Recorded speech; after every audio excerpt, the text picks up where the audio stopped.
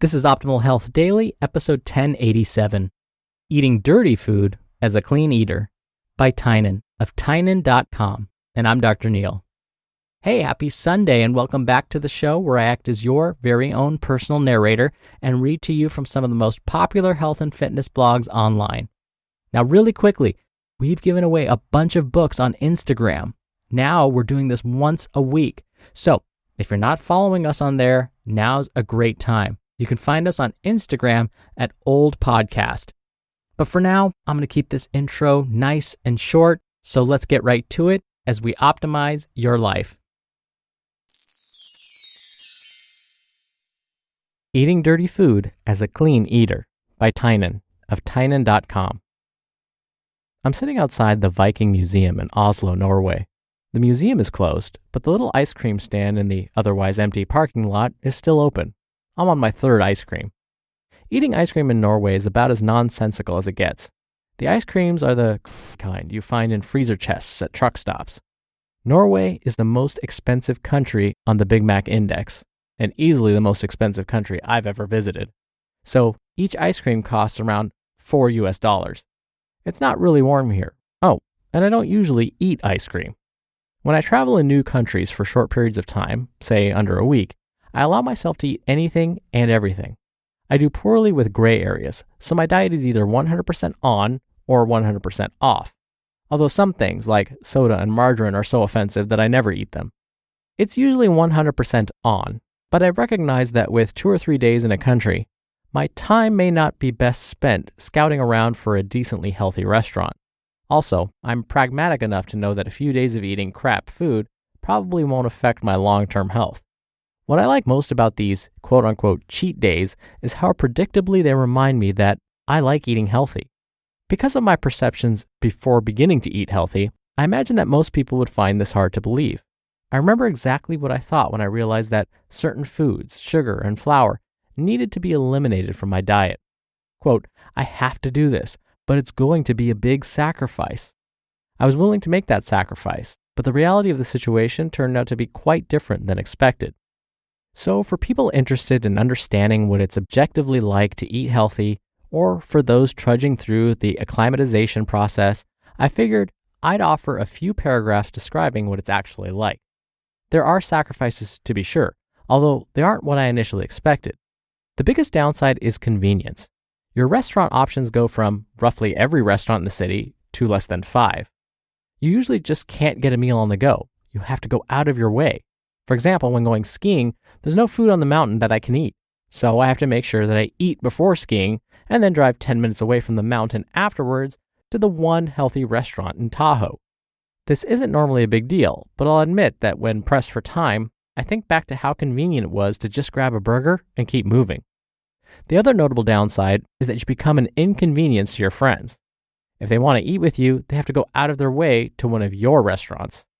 Luckily, these healthy restaurants tend to be good enough that even unhealthy eaters will enjoy them, but you still extend the inconvenience of limited selection to your friends.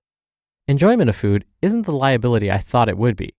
After my 5 days of eating garbage in Oslo, with the greatly appreciated exception of delicious Arabic food prepared by our friend Noor, we took the train to Stockholm, where Todd found a vegetarian buffet. The best analog for the feeling of eating healthy food after a period of eating dirty is to say that it's like getting into bed after a long day of running around.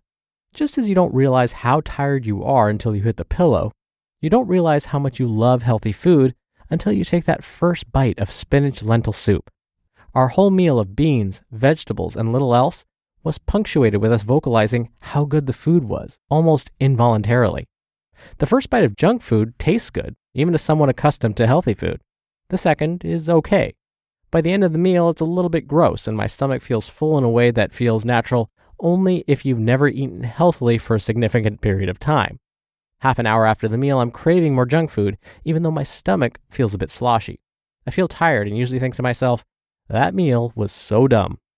Eating healthy food is different. The first bite is good. So is the second. As the meal progresses, the food continues to taste as good as it did initially. After eating, I'm full, but could still jog without feeling gross. Transforming into a healthy eater isn't a process of self-deprivation or sacrifice, at least in the long term, but rather and acclimatization to a better perspective on food. You can still stomach normal food if you have to, but it no longer takes willpower to stay away from it. All it takes is eating it occasionally.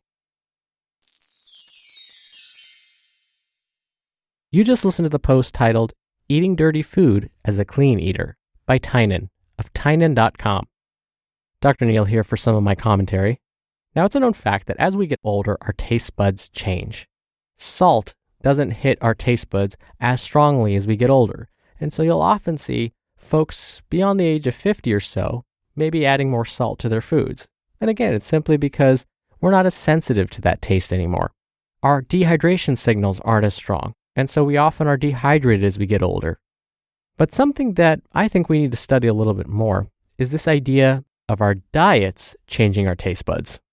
So Tynan makes a strong case, anecdotally, meaning in his own experience, of eating quote-unquote clean foods and how that changes how he feels, how the food tastes, how his body responds to eating more clean foods as opposed to some of these more junk foods.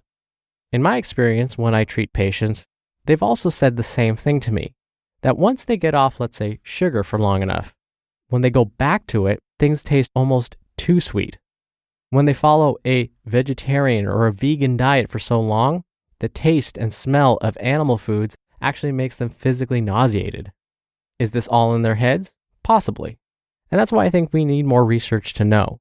But if simply adding more whole, unprocessed foods to your diet makes it less likely that you're going to consume more processed foods, more fast foods, then I would say there's no harm. There's no harm in thinking that maybe your taste buds have changed for the better, that junk food doesn't taste as good anymore. All right, that'll do it for another edition of Optimal Health Daily. Thank you as always for listening, and I'll see you back here tomorrow where your optimal life awaits.